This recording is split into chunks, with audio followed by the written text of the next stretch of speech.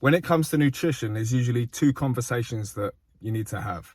One is, what's the best nutrition for optimizing my health? The second one is, what's the best way to approach my diet when I'm looking to lose weight? So if you're trying to lose weight, what ultimately matters the most is your overall calorie intake. Yeah, so there's multiple ways to reduce the amount of calories that you consume. And the main three ways that most diets go about it is reducing your carbs or eliminating your carbs, reducing or eliminating fats, or reducing or eliminating meals. Yeah, so intermittent fasting. But overall, what you're doing, what you're achieving is a calorie deficit, which is what is going to make you lose weight.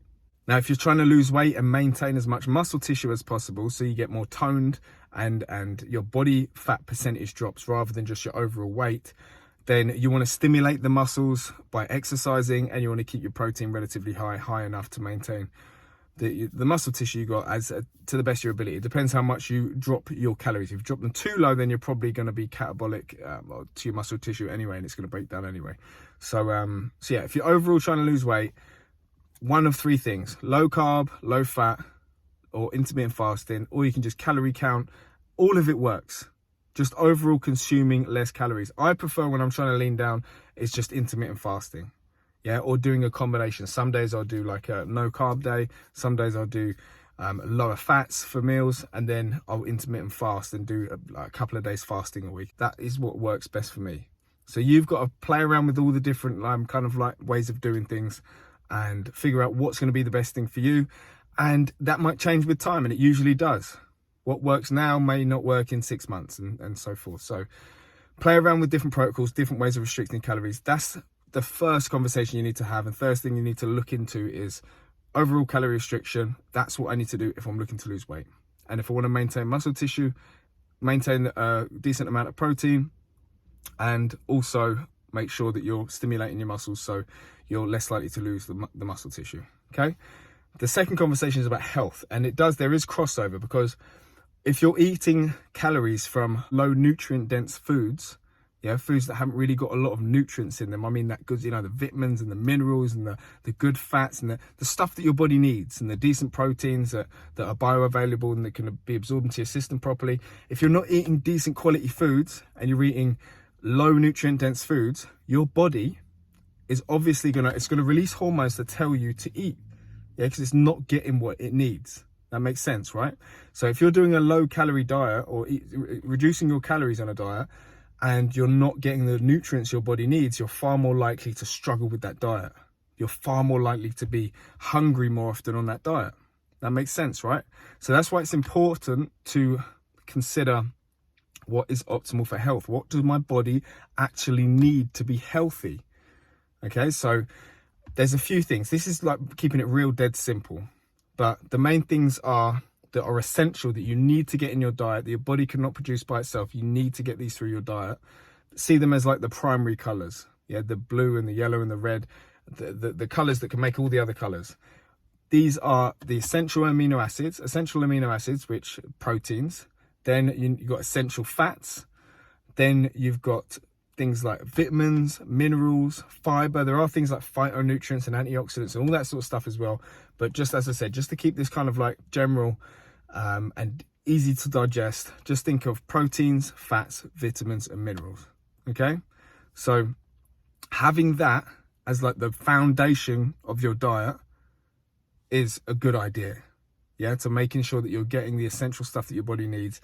Then you can play around with the more stuff you add on top of that. That's the stuff that you should cut first when you're looking to cut calories.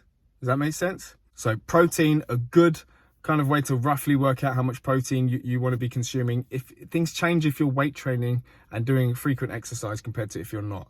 Yeah, if you're not, then you don't need anywhere near as much. But if you are, you want to look at about 0.8 grams per pound of body weight. Yeah, so if you weigh 150 pounds, you times that by 0.8, and that's the amount of grams, which is like 120.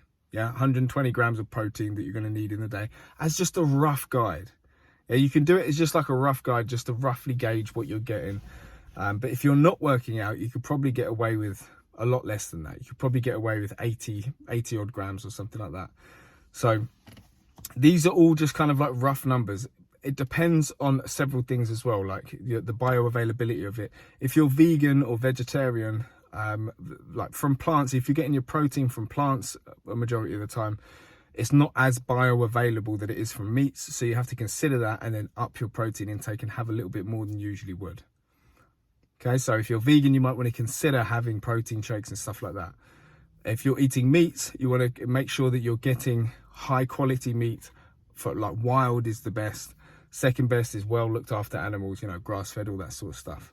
That's for your protein source. Second, for omega-3s, for your essential fats, omega-3 should be the main focus.